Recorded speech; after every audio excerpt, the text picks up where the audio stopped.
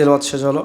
এখন আপনাদের সামনে আলোচনা করবেন ন্যাশনাল আইডিয়াল স্কুল অ্যান্ড কলেজের সম্মানিত পরিচালক এবং ন্যাশনাল আইডিয়াল স্কুলের সম্মানিত প্রধান শিক্ষক doctor Mohammad Shahidullah sir. Doctor Mohammad Shahidullah স্যারকে কথা বলার জন্য আহ্বান করছি। আউযু বিল্লাহি মিনাশ শাইতানির রাজিম। বিসমিল্লাহির রহমানির রহিম। শাহরু রমাদান আল্লাযী উনজিলা ফীহিল কুরআন হুদাল লিন-নাসি ওয়া বায়্যিনাতিন মিনাল হুদা ওয়াল ফুরকান। প্রশংসা কেবল মহান আল্লাহ তাআলার জন্য, দরুদ ও সালাম রাসূলুল্লাহ সাল্লাল্লাহু আলাইহি ওয়াসাল্লামের প্রতি। সম্মানিত উপস্থিতি, খুব অল্প সময়ে কিছু কথা বলবো ইনশাআল্লাহ। আমার আর একটা প্রোগ্রাম রয়েছে, সেটা বেশ দূরে,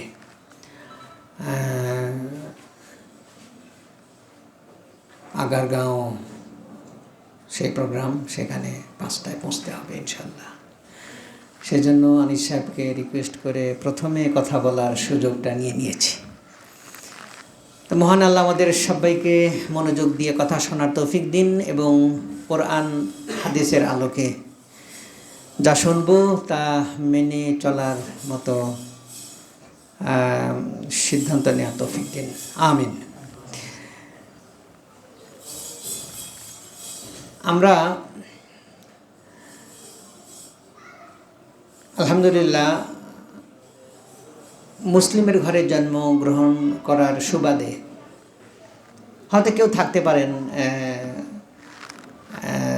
ভিন্ন ধর্ম থেকে ধর্মগ্রহণ করা, এরকম কখনো কখনো কোনো কোনো সমাবেশে থাকেন। আজকের সমাবেশে থাকলে থাকতেও পারেন, কিন্তু আমরা বেশিরভাগই মুসলিম ফ্যামিলিতে জন্মগ্রহণ করা সৌভাগ্যবান মুসলিম হিসেবে আমরা এই ছোটোবেলা থেকেই 2 বছর 2.5 বছর বয়স থেকেই আমরা মাহে রমজানের যে আয়োজনগুলো, সেহরি, ইফতার, তারাবি এবং আল কোরআন তেলাওয়াত ইত্যাদি আমরা দেখে দেখে বড় হয়েছি। এমনকি বয়স যখন আমাদের 5-6 বছর হয়েছে, তখন আমরা বাবা মায়ের সাথে রোজা রাখার জন্য বায়না ধরেছি। বায়না যদি ফেল করেছি তখন কান্নাকাটি করেছি। সেহরিতে না ডাকলে আমরা কি করেছি, সকালে কান্নাকাটি করেছি, আমাকে কেন ডাকা হলো না। অনেক সময় আমরা সাহরি না খেয়েও আমরা কি করেছি, খালি মুখেই রোজা রেখেছি। বিকালে যখন অত্যন্ত দুর্বল হয়ে পড়েছি, বাবা মা বলেছেন যে তোমাকে রোজা রাখতে হবে না, তোমার রোজা রাখার বয়স হয়নি, তুমি খাও, তুমি খেলেও তোমার রোজা হবে ইত্যাদি শোনার পরেও আমরা রোজা ভাঙিনি। এই রকম মুসলিম ফ্যামিলিতে এরকম পরিবেশে এরকম রোজা পালনের একটা প্র্যাকটিসের মধ্য দিয়ে আমরা বড় হয়েছি। বলি আলহামদুলিল্লাহ, এটা আমরা সৌভাগ্যবান, আলহামদুলিল্লাহ। তো আমরা মাহে রমজান আসলে দেখতে পাই যে মানুষের মধ্যে সালাতের প্রতি আগ্রহ বেড়ে যায়, মসজিদে মুসল্লি সংখ্যা বেড়ে যায়, আল কোরআনের তেলাওয়াতের একটা প্র্যাকটিস চলে মসজিদে এবং বাসাতে, এবং সাথে সাথে সাহরি এবং ইফতারের যে প্র্যাকটিসটা চলে, এর মাধ্যমে একটা চমৎকার একটা পরিবেশের সৃষ্টি হয়। এই যে পরিবেশগুলো সৃষ্টি হওয়ার পেছনে যে কারণ, সেটা হচ্ছে মহান আল্লাহর মাহে রমজানের রোজা ফরজ করার যে টার্গেট, যে উদ্দেশ্য, সেই উদ্দেশ্য সফলের দিকে যাওয়ার একটা মাধ্যম। মহান আল্লাহ বলছেন, কুতিবা আলাইকুমুস সিয়াম কামা কুতিবা আলাল্লাযীনা মিন ক্বাবলিকুম লাআল্লাকুম তাত্তাকুন। সম্ভবত তোমরা তাকওয়া অর্জন করতে পারবে, এজন্যই তোমাদের উপর আমি রোজা ফরজ করেছি। শুধু তাই নয়, তোমাদের পূর্ববর্তী উম্মতের উপরও ফরজ ছিল, ম্যান্ডেটরি ছিল, অবশ্য পালনীয় ছিল। সেটি তোমার উপর অবশ্য পালনীয় করেছি এজন্যই যে এটি পালন করলে লাআল্লাকুম তাত্তাকুন, সম্ভবত তোমরা মুত্তাকি হতে পারবে, তাকওয়ার কোয়ালিটি অর্জন করতে পারবে। এই জন্য তো তাকওয়ার কোয়ালিটি অর্জন করার মাধ্যম যে মাহে রমজানের রোজা, সেটি শুরু হওয়ার সাথে সাথেই প্রত্যেক মানুষের মধ্যে, মুসলিমের মধ্যে অন্ততপক্ষে, এমনকি বিধর্মীদের মধ্যেও মুসলিমদেরকে সহযোগিতা করার একটা মানসিকতা তৈরি হয়ে যায়। এই যে তাকওয়ার কোয়ালিটি অর্জনের পথের দিকে এগোনোর যে একটা পরিবেশ, এটা আল্লাহ পাক সৃষ্টি করে দেন। শয়তানকে বেঁধে রাখা হয় যাতে করে শয়তান আমাদেরকে সরাসরি ওয়াসওয়াসা দিতে না পারে, এবং এমন একটা পরিবেশ মহান আল্লাহ সৃষ্টি করে দেন যে সত্যি সত্যি অর্থে তাকওয়া অর্জনের একটা পরিবেশ কিন্তু আমরা পেয়ে যাই। আলহামদুলিল্লাহ, শুকরিয়া। তো এই যে তাকওয়া, আমরা তাকওয়া অর্জন করতে সম্ভবত লাআল্লাকুম তাত্তাকুন, হয়তো বা সম্ভবত তোমরা তাকওয়া অর্জন করতে পারবে। এই যে মহান আল্লাহর এই ঘোষণা, এই যে তাকওয়া বা মুত্তাকি হওয়া, এটি কি? সংক্ষেপে হচ্ছে তাকওয়া আরবি শব্দ, এটির অর্থ হচ্ছে ভয় করা, আল্লাহকে ভয় করা, একটা পরিষ্কার অর্থ, আল্লাহকে ভয় করা। এটির আরেকটি অর্থ আছে, সেটি হচ্ছে সাবধানে চলা। মানুষ যখন ভয় করে তখনই সাবধানে চলে। আপনি যদি আল্লাহকে ভয় করেন, আল্লাহর ভয় যদি আমার মধ্যে থাকে, তাহলে আমার চলাপথে সাবধানতা আসতে বাধ্য, আমি সাবধান হবই। ভয় না থাকলে সাবধানতা আসবে না। খুব ছোটোবেলার একটা কথা মনে পড়ে গেল। ছোটোবেলায় প্রাইমারি স্কুলে যখন পড়তাম, আমাদের গ্রামের এই যে পাড়ায় স্কুলটা, সেই পাড়ায় যাওয়ার জন্য মাঝখানে একটা ছোট্ট একটা খাল পার হতে হতো। সেই খালে ছিল একটা বাঁশের সাঁকো, এবং গ্রামে, আমাদের গ্রামের যে বাঁশের সাঁকোটা ছিল, সেই সাঁকোটা পায়ের নিচে ছিল একটা বাঁশ, আর উপরে ছিল আর একটা বাঁশ, একটি মাত্র বাঁশ, সিঙ্গেল। এবং এই বাঁশ দিয়ে যখন আমরা পার হতাম, তখন পায়ের দিকে তাকাতাম, আবার হাতের দিকে তাকাতাম, পায়ের দিকে তাকাতাম, আবার হাতের দিকে তাকাম। পায়ের দিকের বাঁশ, যে বাঁশের জোড়া, সেটি যখন শেষ হবে, পরবর্তী বাঁশে পা দিতে হবে, এবং পাটা যেন বাঁশের বাইরে না পড়ে। আর হাত দিয়ে ধরার সময়ও আমরা যে বাঁশটি ধরতাম, সেখানেও জোড়া ছিল, আরেকটি বাঁশ ছিল। সেই জোড়া পার হওয়ার সময় আমি ঠিক বাঁশটি ধরছি কিনা খুব সাবধান হয়ে পার হতাম। এই যে সাবধান হয়ে পার হতাম কেন? ভয়। কি ভয়? পড়ে যাওয়ার ভয়, পড়ে গেলে পানি নিচে। তো ভয় থেকে বাঁচার জন্য আমি সাবধানে সাঁকো পার হলাম। জিজ্ঞেস করা হয়েছে, সাহাবীরা জিজ্ঞেস করেছেন মহানবী সাল্লাল্লাহু আলাইহি ওয়াসাল্লামকে, এবং মহানবী সাল্লাল্লাহু আলাইহি ওয়াসাল্লামের কাছের যারা সাহাবী ছিলেন তাদেরকে জিজ্ঞেস করেছেন যে তাকওয়াটা কি? উত্তর এসছে এরকম যে, তুমি যখন ঘন জঙ্গলের মধ্য দিয়ে পোশাক পরিহিত অবস্থায় হাঁটো, তখন যেমন জঙ্গলের কাঁটার সাথে পোশাক আটকে না যায়, সেজন্য পোশাকটা যেন আঁটোসাঁটো করে যেমন পথ চলো।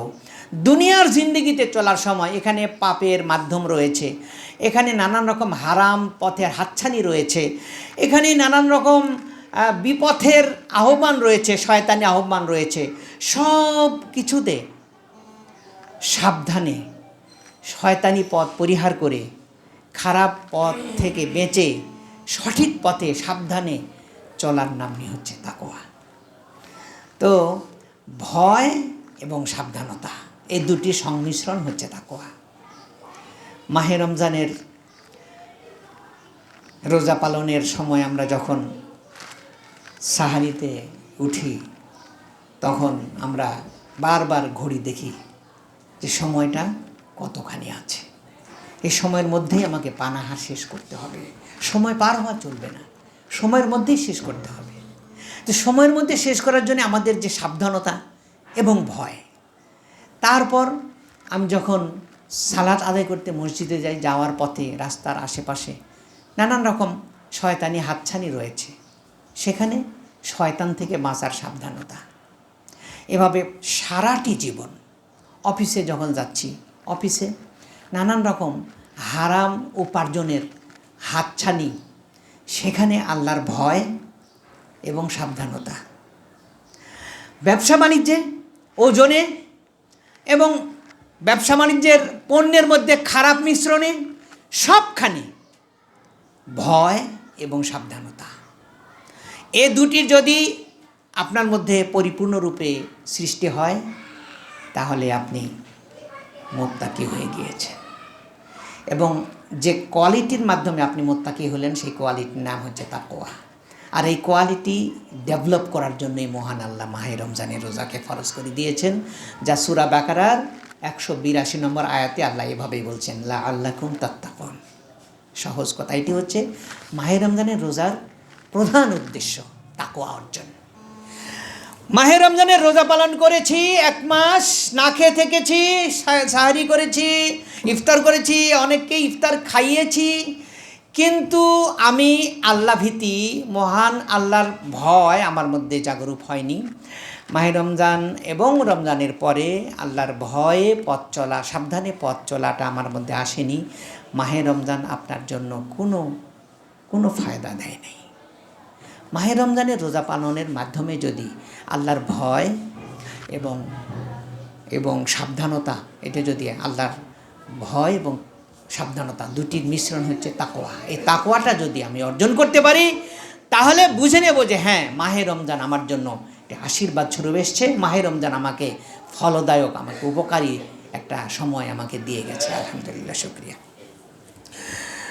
দ্বিতীয় নম্বরে যে কথাটি বলতে চাই তা হলো মাহে রমজানের এই মর্যাদাপূর্ণ এই সময়ের মর্যাদাকে বৃদ্ধির জন্য যেটি প্রধান, সেটি হচ্ছে আল কোরআন। মহান আল্লাহ একই সূরার 185 নম্বর আয়াতে বলছেন, শাহরু রমাদান আল্লাযী, মাহে রমজানের পরিচয় দিচ্ছেন আল্লাহ। মাহে রমজান ওই মাস, কোনো কিছুর পরিচয় দিতে গিয়ে যখন কোনো রেফারেন্স দেওয়া হয়, সেই রেফারেন্সের অনেক মূল্য। বলে যে এরকম মাদার টেক আহলে হাদিস মসজিদ, তো ওইটা কি না, তো ওখানে দেখবা আসরের সালাত হয় 3:50, একটা রেফারেন্স। ওখানে কি যারা সালাত আদায় করেন, মহানবী সাল্লাল্লাহু আলাইহি ওয়াসাল্লাম যেভাবে সালাত আদায় করেছেন সহি শুদ্ধ ঠিক সেভাবে সালাত আদায় করা হয়। সেখানে কোনো বেদাতি আমল নাই, সালাত শেষে সম্মিলিত মোনাজাত নাই। তুমি মোনাজাতের জন্য বসে থাকবা আর পরে আফসোস করবে, হায় রে মোনাজাত দিল না, নামাজ অপূর্ণ থেকে গেল। না, এটাই নামাজ পরিপূর্ণ। নামাজকে ত্রুটিমুক্ত করে নামাজ শেষ করে মুসল্লিরা দোয়া দরুদ পাঠ করতে করতে তারপরে বিদায় হবে। নামাজের মধ্যে কোনো বেদাত ঢুকিয়ে নামাজকে ত্রুটিপূর্ণ করা হবে না। এটা হচ্ছে পরিচয়। মাহে রমজান মাসের পরিচয় দেওয়া, শাহরু রমাদান আল্লাযী, রমজান মাস হচ্ছে ওই মাস, উনজিলা ফীহিল কুরআন, যার মধ্যে কোরআনকে নাজিল করা হয়েছে, অবতীর্ণ করা হয়েছে। আর এই কোরআন কি? হুদাল লিন্নাস, মানুষের জন্য পথপ্রদর্শক। মাহে রমজানের এই মর্যাদা এবং মাহে রমজানের এই পরিচয় আল কোরআনের কারণে হয়েছে। সো মাহে রমজানের আমলের মধ্যে আল কোরআনকে সর্বাগ্রে স্থান দিতে হবে। আল কোরআনের তেলাওয়াত, আল কোরআনের অর্থ বোঝা এবং আল কোরআনের উপর আমল করা, এটিকে যদি আমরা সত্যিকার অর্থে বাস্তবায়ন করতে পারি তাহলে জীবন হবে সার্থক। আপনি আল কোরআন তেলাওয়াত করতে সহি করে যদি না পারেন, খুব দ্রুত as a Muslim you have to take initiative to learn reading the Quran. Reading পড়তে না পারা, এটা মুসলিম হয়ে আপনার জন্য আমার জন্য খুবই দুঃখের, খুবই বেদনাদায়ক। সহি শুদ্ধভাবে তেলাওয়াত করতে শিখতে হবে, এরপর এটার অর্থ সহকারে শিখতে হবে, এরপর এইটার ব্যাখ্যা জানতে হবে, এরপর এইটার অর্থগুলো বাস্তবায়নের জন্য নিজের জীবনে, পরিবারে এবং সমাজে বাস্তবায়নের চেষ্টা করতে হবে।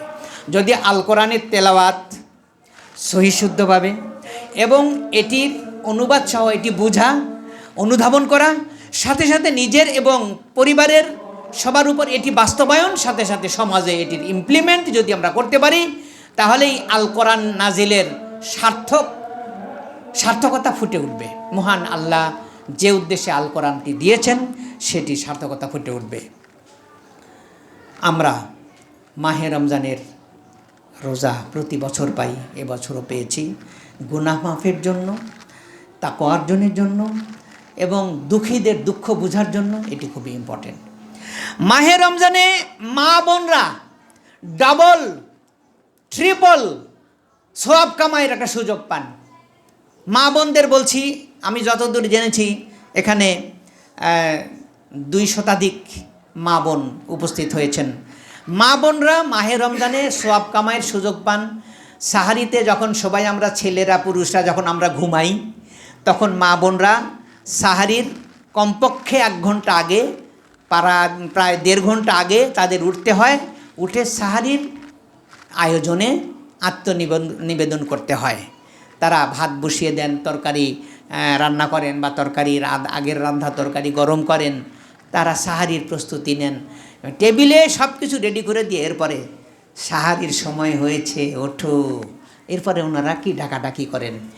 এই যে কাজটি, এটি শুধু শুধু প্রতিদিনের খাওয়ার আয়োজন আর মুরব্বীদের খাওয়ার রান্নার দায়িত্ব আপনার, এটি যদি আপনি মনে করেন তাহলে ভুল হবে।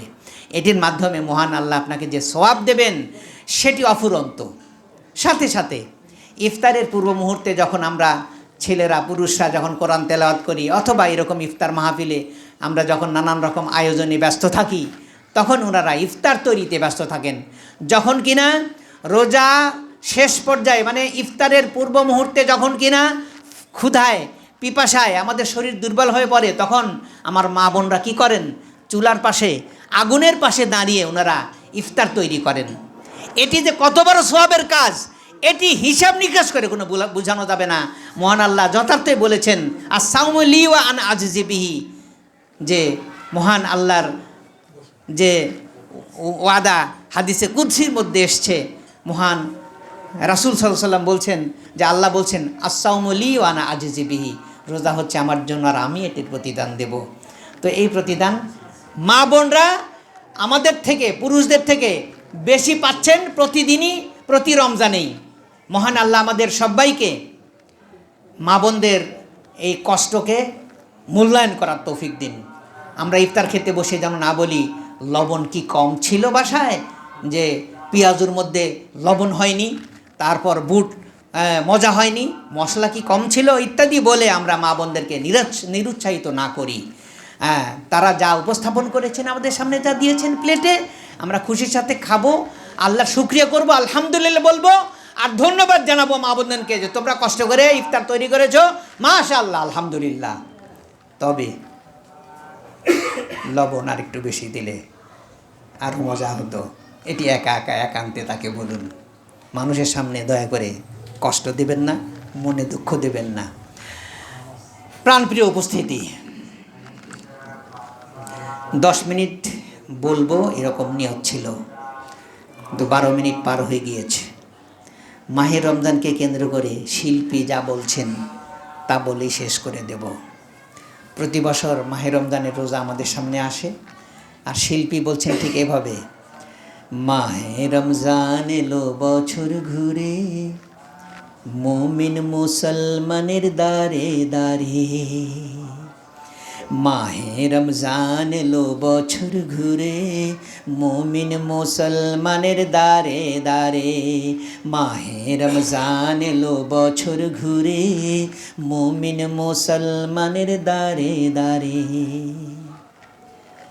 রহমতেরি বাণী নিয়ে, মাগফিরাতের পয়গাম নিয়ে, এলো সবার মাঝে আবার ফিরে।